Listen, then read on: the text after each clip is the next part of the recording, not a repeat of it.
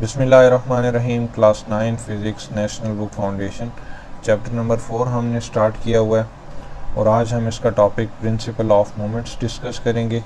जब मैंने आपको इक्विलिब्रियम की कंडीशंस पढ़ाई थी, दो कंडीशंस थी। फर्स्ट कंडीशन ये थी कि summation F is equals to zero, यानी कि अगर एक कोई भी ऑब्जेक्ट है उसके ऊपर जितनी भी फोर्सेस एक्ट हो रही हैं आप उनका सम करो तो आंसर ज़ीरो आना चाहिए, यानी कि कुछ की डायरेक्शन अपोजिट होगी तो वो जैसे अगर 2 और -2 फोर्सेस हैं अपोजिट डायरेक्शन में, 2 न्यूटन और -2 न्यूटन, तो आप उनको ऐड करोगे तो -2 + 2 वो ज़ीरो हो जाएगा।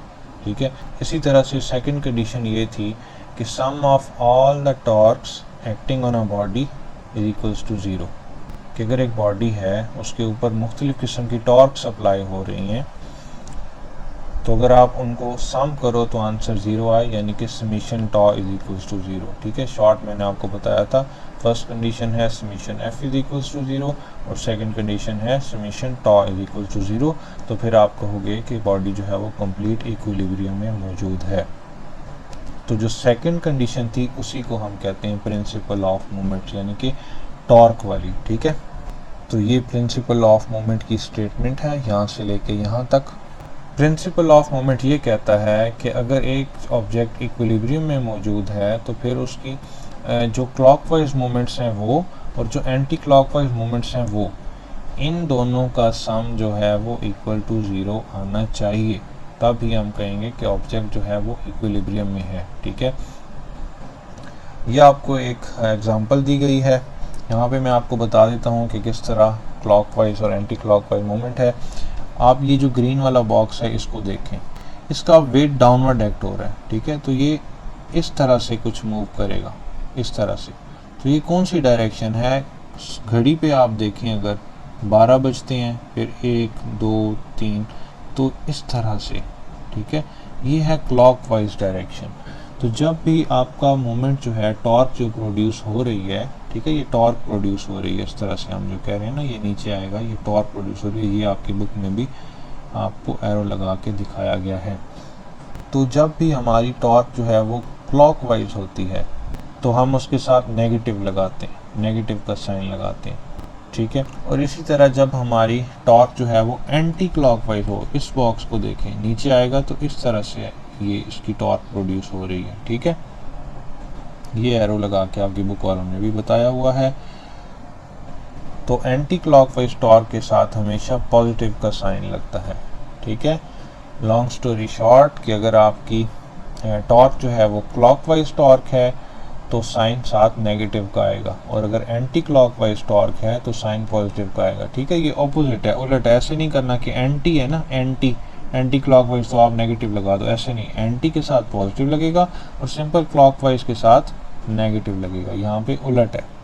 ठीक है, फिर ये एग्जांपल आपको दी गई है कि एक मीटर स्टिक है, ठीक है, उसको बैलेंस किया गया है सेंटर से। ये सेंटर है पिवट।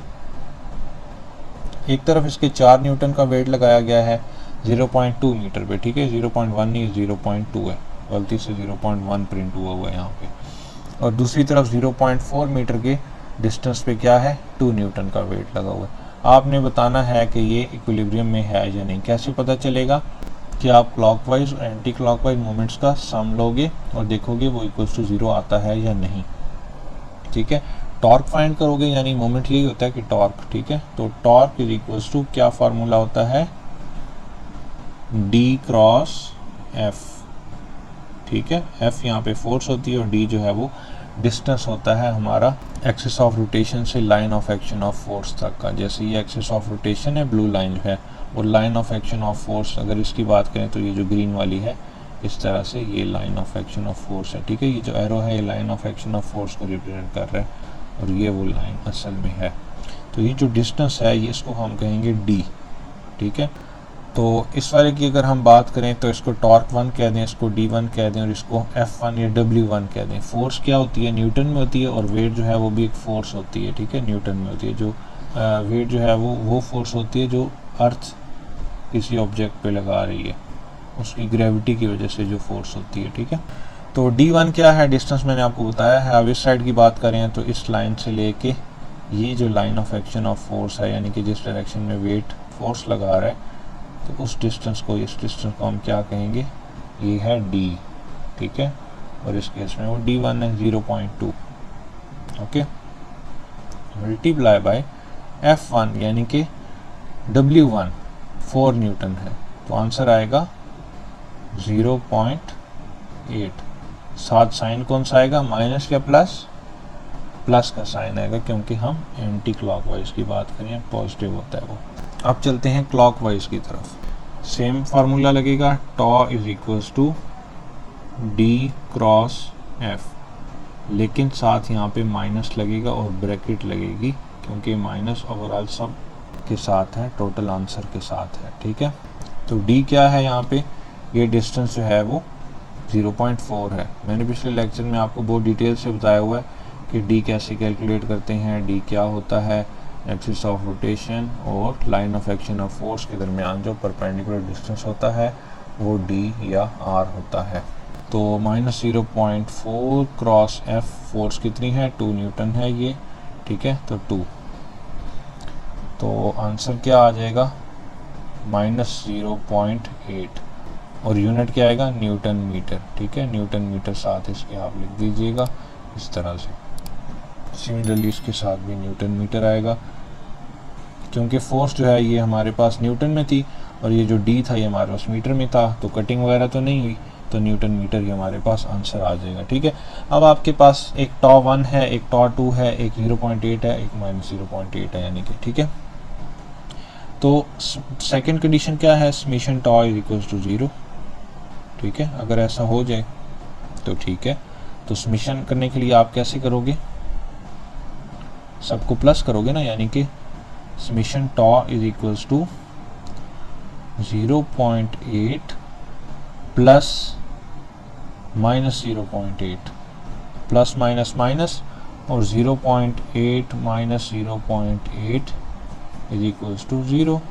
तो सेकंड कंडीशन जो है वो आपकी सेटिस्फाई हो गई है, यानी कि यहाँ पे प्रिंसिपल ऑफ मोमेंट होल्ड करता है, summation tau is equals to 0 है, ठीक है। इसी तरह से अगर एक पिवट के इर्द गिर्द 2 से ज़्यादा फोर्सेस भी हों, 3 हों, 4 हों, और वो बैलेंस्ड हों, तो वो भी हम कहेंगे कि ये सेकंड कंडीशन को होल्ड करता है। यहाँ पे प्रिंसिपल ऑफ मोमेंट्स जो है वो भी होल्ड करता है, ठीक है। इसके बाद एग्जांपल 4.2 है, सीसा बैलेंस, ठीक है। 2 बच्चे हैं, एक का नाम कामिल है, एक का नाम बिलाल है। वो क्या कर रहे हैं, सीसा पे बैठे हुए हैं, ठीक है। ये दरमियान में इनका पिवट है। जो कामिल है उसका वेट 250 न्यूटन है, और जो डिस्टेंस है उसका पिवट से और line of action of force से वो डी कहलाएगा, मैंने आपको बताया 0.6 मीटर है वो, ठीक है। और जो दूसरा बच्चा है बिलाल, उसका वेट 200 न्यूटन है, और आपसे ये पूछा गया है कि कितने डिस्टेंस पे उसको बिठाएं कि सीसा जो है वो बैलेंस हो जाए। तो ये बैलेंस कब होगा, जब इनका एंटी क्लॉकवाइज और क्लॉकवाइज जो टॉर्क होगा उनका मैग्नीट्यूड बिल्कुल इक्वल होगा, ठीक है। तो आप ये रिलेशन यूज़ करोगे, tau anti clockwise is equals to tau clockwise. Torque is equals to R cross F होता है, या डी क्रॉस डब्ल्यू भी आप कह सकते हो, ठीक है। आर डी को रिप्लेस करता है, और जो डब्ल्यू है वो वेट ही होता है, ठीक है, फोर्स होती है वो। इसी तरह डी बी और डब्ल्यू बी भी आ जाएगा, ठीक है। क्लॉकवाइज और एंटी क्लॉकवाइज के लिए बात हो रही है, K for Kamil and B for Bilal. तो यहाँ से आपने डी बी फाइंड करना है, तो आप क्या करो कि डी बी को इधर ही रखो और डब्ल्यू के को वहाँ जाके डिवाइड कर दो। अब बाकी आपको वैल्यूज़ पता हैं, पुट करो, डी बी यहाँ से निकल आएगा, ठीक है। यानी कि 0.75 मीटर के डिस्टेंस पे अगर बिलाल बैठे इस पिवट से, तो सीसा जो है वो बैलेंस हो जाएगा। तो इस बात से आपको क्या पता चला कि अगर वेट जो है वो कम है, ठीक है, वेट कम है, तो मोमेंट आर्म ज़्यादा होना चाहिए। जैसे इसका वेट कम है, 200 न्यूटन है, तो मोमेंट आर्म इसका 0.6 है और इसका 0.75 आ रहा है, यानी कि इसको इसके मुकाबले में ज़्यादा पीछे बैठना पड़ेगा, यहाँ पे कहीं बैठना पड़ेगा, ठीक है, तब जाके ये सीसा बैलेंस होगा, ठीक है। तो ये जब यहाँ बैठेगा तब जाके ये इसके वेट के बराबर टॉर्क प्रोड्यूस कर सकेगा, ठीक है। आप सोच रहे होंगे कि पिछले क्वेश्चन में हमने क्या किया है कि इन दोनों को ऐड किया था क्लॉकवाइज और एंटी क्लॉकवाइज को, तो एक माइनस था तो आंसर 0 आया था। यहाँ पे तो हमने इक्वल लिख दिया। ऐसा क्यों है? तो ऐसा इसलिए है, आप इसी को वहाँ पे ले जाएं तो ये वही बन जाएगा। टॉ एंटी क्लॉकवाइज के लिए मैं ए यूज़ कर रहा हूँ, ठीक है। प्लस करें एंटी क्लॉकवाइज वाला, तो ये जब यहाँ आएगा तो क्या हो जाएगा, ये माइनस हो जाएगा। माइनस टॉ, ये क्लॉकवाइज है तो सी लिख देते हैं इसके साथ, ठीक है। मैग्नीट्यूड दोनों का सेम है क्योंकि ये इक्वल थे ना, तो ये plus minus minus tau A minus tau C. For example ये 2 है, ये भी 2 है, तो 2 - 2 0, ठीक है। वो बात यही बनती है, आप उस क्वेश्चन में भी अगर उनको दूसरी तरफ ले जाएं इक्वल के, तो वो मैग्नीट्यूड उनका इक्वल हो जाएगा। तो आज के लेक्चर में इतना ही था। नेक्स्ट लेक्चर में हम इंशाल्लाह टाइप्स ऑफ इक्विलिब्रियम को डिस्कस करेंगे, तो चैनल को सब्सक्राइब कर लें ताकि वो वीडियो भी आप तक आसानी से पहुंच जाए। नेक्स्ट वीडियो में मिलते हैं, तब तक के लिए अल्लाह हाफ़िज़।